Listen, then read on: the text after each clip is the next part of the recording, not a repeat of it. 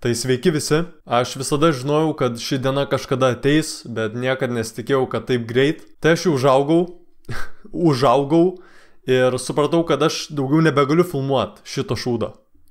Čia, nes aš kraustaus. Aš žinau, ko jūs tikėjotės įsijungti šitą video, pamatyti Gustelį visą apsiverkusi, sakantį, kad jis išeina iš YouTube'o, bet dar ne, dar biškį reik pabūt. Šiandien aš atėjau pasakyti, kad aš išsikraustau. Tai va teisingai, šitą foną jūs matot galbūt paskutinį kartą, nes visas šitas vaikiškas setupas keliauja su manim. Visai keista bus, tikriausiai, nes čia tiek daug dalykų įvyko. Aš šiandien pirmą kartą pasirodžiau su savo pusę kūno. Aš taip pat šiandien parodžiau savo veidą pirmą kartą. Nu, tipo pirmą kartą. Aš žinau, kad jeigu dar kažkas čia yra nuo 2016, 2017, vis pirma, aš jūs užjaučiu labai už tai, kad jūs turėjote tas video matyti.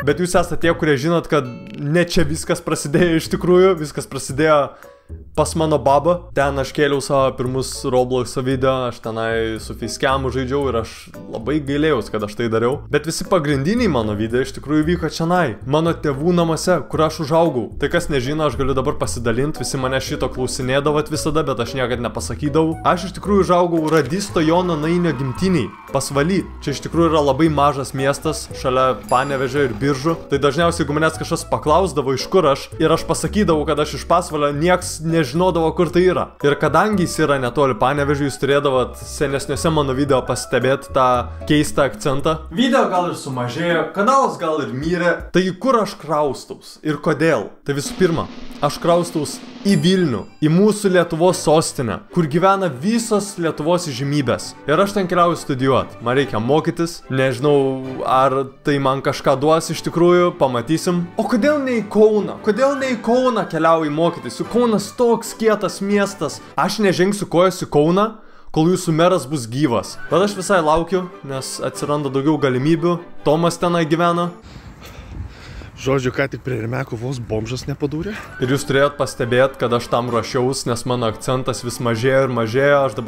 Aš tapsiu grinai vilnietis, aš pradėsiu kalbėti visiškai gramatiškai ir to jau jūs manęs net nebeatpažinsite. Ir man bereiks pradėti tik tai kietai rengtis, vėl išsiauginti ilgus šviesius plaukus ir tiesiog bandyti pritapti.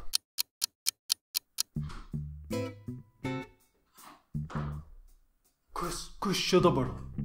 Kas čia dabar vyksta? Nu tai ką, sveiki atvykę į mano naujosius namus. Čia dar yra labai keista būt, nes, kaip matot, aš neturiu kėdės. Nu aš turiu kėdę dabar, aš turiu virtuvinę kėdę, bet aš neturiu savo kėdės. Nu tai ką, aš jau oficialiai atsikrausčiau. Aš Vilniui gyvenu jau savaitę, bet nieko negalėjau nufilmuoti normaliai, nes neturėjau savo stalą. Ir dabar man jo yra labai baisu naudotis, nes visas klyba. Bet tai va, kokios naujienos, aš prisipirkau daug dalykų filmavimui.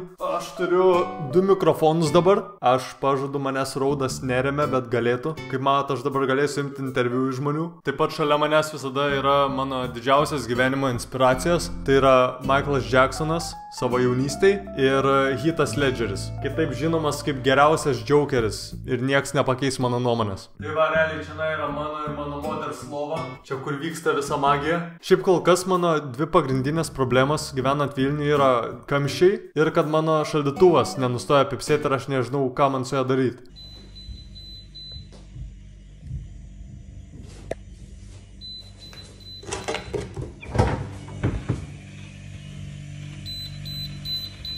Tai va, tikriausiai tik tiek kol kas. Tikiuosi, kad pamatysiu daugiau vaizdo įrašų ateityje ir aš nedingsiu vėl 3 mėnesiam. Tai va, šiaip manau, kad aš jau ir taip viską seniai pasakiau. Aš tiesiog dabar bandau pratemti šitą video, kad jis būtų kuo ilgesnis, kad aš galėčiau kuo daugiau reklamų pridėti ir gauti daugiau pinigų, kad galėčiau išgyventi Vilniui, nes jūs neįsivaizduojat, kaip čia brangu viskas. Tai va, šiaip labai ačiū, kad žiūrėjote šitą video. Jeigu norit pamatyti daugiau, prenumeruokit kanalą ir susitiksim kažkada.